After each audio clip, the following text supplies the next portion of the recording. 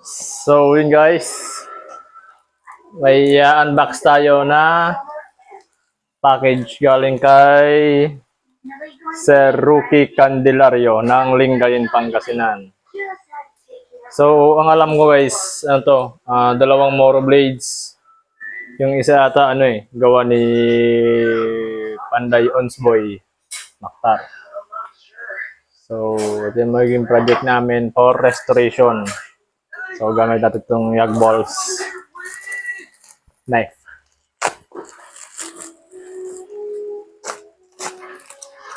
Halas no. Yun o.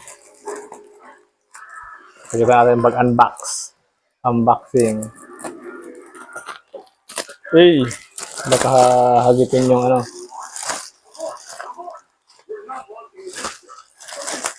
Baka hagipin yung loob.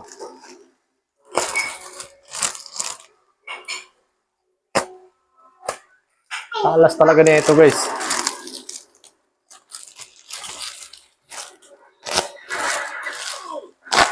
Hey!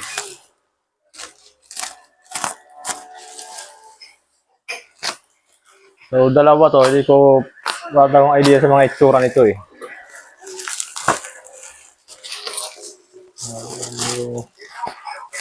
For restoration daw. Baka restore daw. Kabo.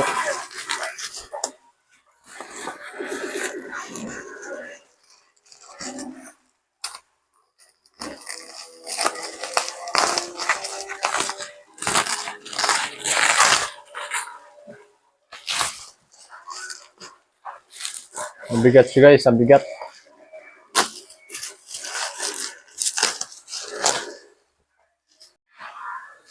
So ito na siya. Lapit na.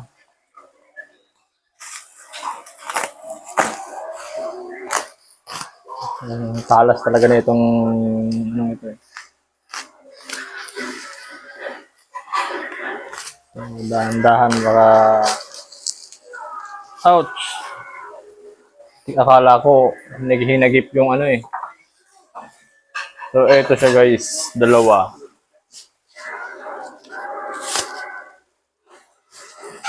And ito yung galing kay John Wild Arts na crocodile tooth. Yan. Crocodile tooth.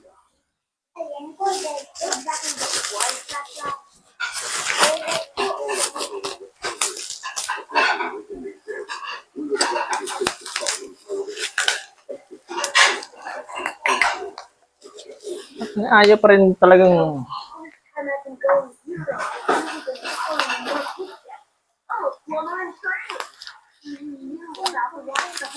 tigas mo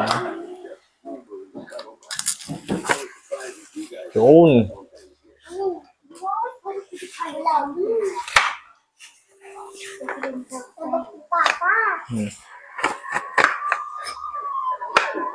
So ito guys, gawa ni Panday Onsboy.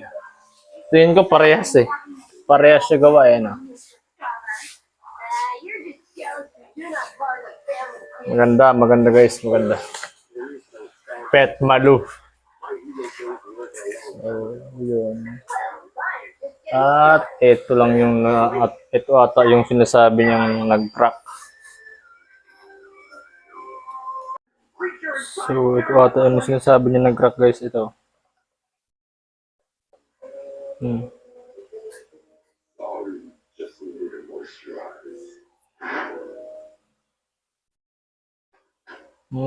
Butas pala kasi dito. Kaya nag-crack siya. Ito butas din. Ganito pala yung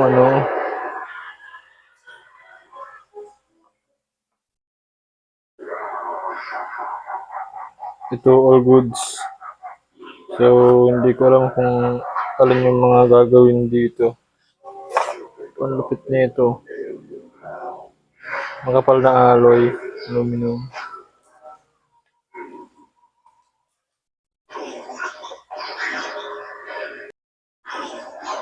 So, may bago tayong anting-anting guys. Bagong anting-anting.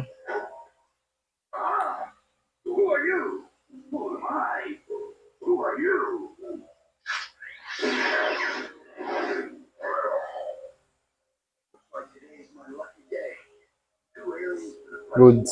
Ganda guys. Ganda. Nagbabalak din akong gumawa ng ganito eh. Pero ano yung buto ng ahas. So, tingnan natin guys.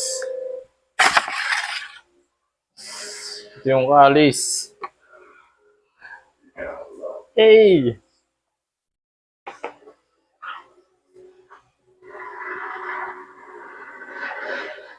Ito yung brush. So, ito na siya guys. Ito na yung epoxy. Ito.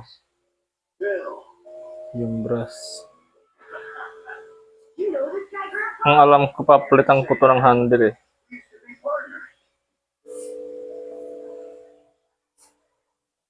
Hindi pa yung poly ring.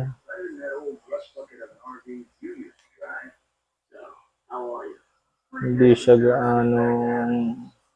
Okay na din. Okay din yung talas.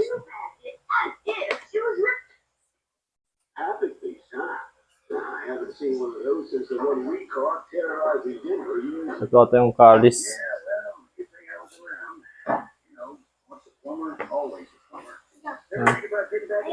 So guys, ito yung pangalawa.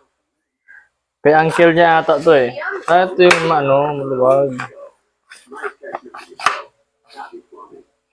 Bakit kaya sinama pa to? Okay naman to eh. May mga sunog-sunog lang dito. Pinagbugtungan ata to eh. Hindi, konting problema na lang to eh. Hindi naman talaga so far so good. Okay naman eh. Yung mga ano lang, pero normal na yan. Maliit na bagay na lang ito. Baka papalitan ito. Papalitan ng pulupot. Ito yung handle niya. Kahoy din.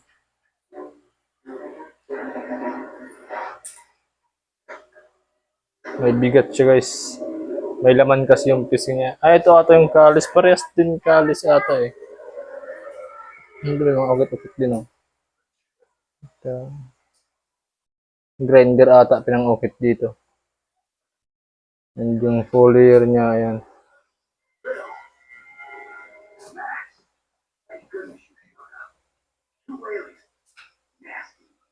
Oo. Hindi nga gaano matalas talaga ito. Madali ito. Dito sa kabila, okay din. Medyo okay dito. Sa kabila hindi no.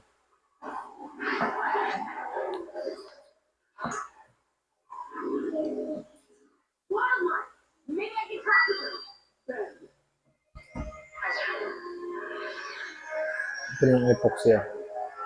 Dito ako kinakabahan eh kung paano ko to papalitan ng handle. Papalitan kasi ito guys ng sungay. Ang iniisip ko kasi dyan kay epoxy to eh. So, para-paraan na lang siguro.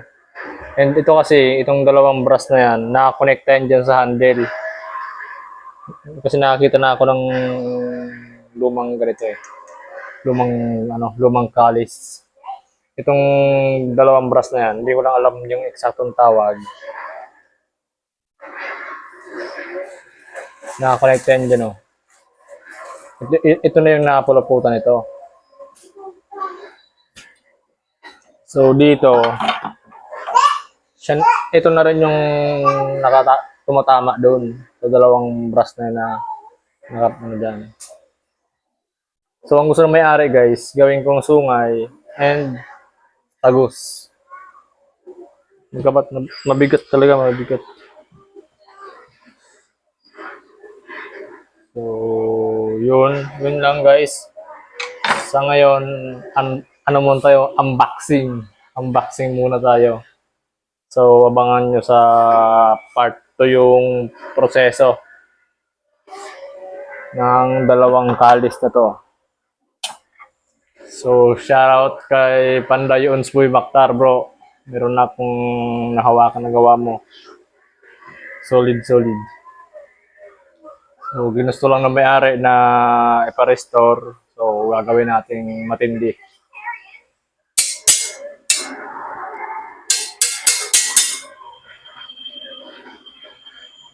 Ganito pala yung itsura ng kalis, guys.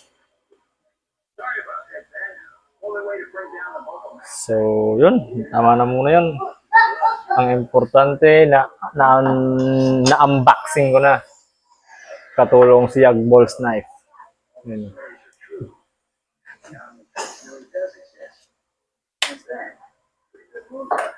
So, yun. Abang natin yung part 2, guys.